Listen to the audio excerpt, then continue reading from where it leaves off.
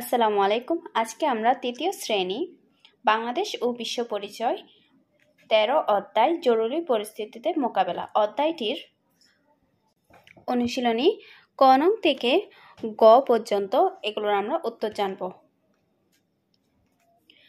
ক নংয়ে বলা হয়েছে বাম পাশের সাথে ডান পাশের মিল করি। আমরা বাম পাশের শব্দাংশের সাথে ডান পাশের বাক্যাংশের মিল করব। আমরা প্রথমটি দেওয়া আছে অগ্নিকাণ্ড এটার সাথে হবে ঘরবাড়ি দোকানপাট পুড়ে যায়। আমরা 1 2 দিই যাতে বুঝতে সুবিধা হয়। বন্যা খাবার পানির সংকট দেখা দেয়। ভূমিকম্প ঘরবাড়ি ধসে পড়ে। আশা করছি তোমরা ক নংয়ের বাম পাশের সাথে ডান পাশের বাক্যাংশের মিলকরণগুলো বুঝতে পারছো। খ নংয়ে বলা হয়েছে সংক্ষিপ্ত প্রশ্ন। আমরা সংক্ষিপ্ত প্রশ্নের উত্তর জানবো, তার আগে প্রশ্নগুলো পড়ি। 1 আগুন লাগার কারণ লিখি। 2 ভূমিকম্পে কি ধরনের ক্ষয়ক্ষতি হতে পারে। চলো আমরা উত্তরগুলো জেনে নিই। প্রথম প্রশ্নটি ছিল আগুন লাগার কারণ লিখি।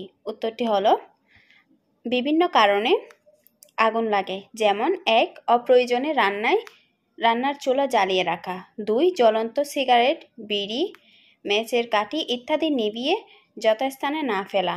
3 আগুন নিয়ে খেলা করা। 4 ত্রুটিপূর্ণ বৈদ্যুতিক যন্ত্রপাতি। 2 নং প্রশ্নটি ছিল ভূমিকম্পে কি ধরনের ক্ষয়ক্ষতি হতে পারে। উত্তরটি হলো ভূমিকম্প একটি ভয়াবহ প্রাকৃতিক দুর্যোগ। কোথাও শক্তিশালী ভূমিকম্প হলে সেখানকার দালানকোঠা, রাস্তাঘাট, বিদ্যুৎ, গ্যাস, টেলিফোন লাইন ইত্যাদি ক্ষতিগ্রস্ত হয়। ঘরবাড়ি ধসে পড়ে, ঘরবাড়ির নিচে চাপা পড়ে অনেক মানুষ আহত ও নিহত হয়। আশা করছি তোমরা সংক্ষিপ্ত প্রশ্নের উত্তরগুলো বুঝতে পারছো। ঘ নংয়ে দেওয়া আছে বর্ণনামূলক প্রশ্ন। আমরা বর্ণনামূলক প্রশ্নগুলো পড়ব। 1 বন্যার সময় আশ্রয় কেন্দ্রে যেতে আমাদের কি কি প্রস্তুতি দরকার। 2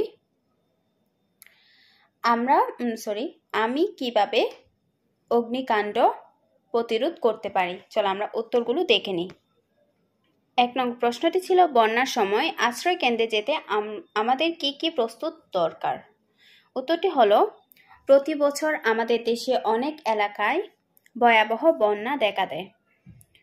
বন্যার ক্ষয়ক্ষতি কমানোর জন্য বন্যার সময় আশ্রয় কেন্দ্রে যাওয়া উচিত। আশ্রয় কেন্দ্রে যেতে আমাদের বিভিন্ন প্রস্তুতির দরকার হয়, যেমন 1 প্রয়োজনীয় শুকনো খাবার সাথে নেওয়া। 2 বিশুদ্ধ খাবার পানি সাথে নেওয়া। 3 প্রয়োজনীয় কাপড় চোপড় ও ওষুধপত্র সাথে নিয়ে যাওয়া। 4 গবাদি পশুকে প্রয়োজনীয় খাবার সহ নিরাপদ কিংবা উঁচু কোনো স্থানে রাখা। 5 পড়ার বই, খাতা ও গুরুত্বপূর্ণ সামগ্রী প্লাস্টিক ব্যাগে ভরে বা নিরাপদে রাখা। 2 নং প্রশ্নটি হচ্ছে আমি কিভাবে অগ্নিকাণ্ড প্রতিরোধ করতে পারি। উত্তরটি হলো অগ্নিকাণ্ড একটি ভয়াবহ দুর্যোগ। অগ্নিকাণ্ড প্রতিরোধে আমি যেসব ব্যবস্থা গ্রহণ করতে পারি তা হলো 1 রান্নার পর চুলা ভালোভাবে বন্ধ করব। 2 দেশলাইয়ের কাঠি ভালোভাবে নিভিয়ে যথাস্থানে ফেলব। 3 বৈদ্যুতিক ফিটিংস সমূহ নিয়মিত পরীক্ষা করিয়ে নেব। 4 বাসা, কারখানায় এবং গাড়িতে ব্যবহৃত গ্যাস সিলিন্ডার নিয়মিত পরীক্ষা করব। 5 বাড়িতে অগ্নি নির্বাপন সামগ্রী প্রস্তুত রাখব। 6 আগুন নিয়ে খেলাধুলা করব না। আশা করছি তোমরা গ নং বর্ণনামূলক প্রশ্নগুলোর উত্তর বুঝতে পারছো।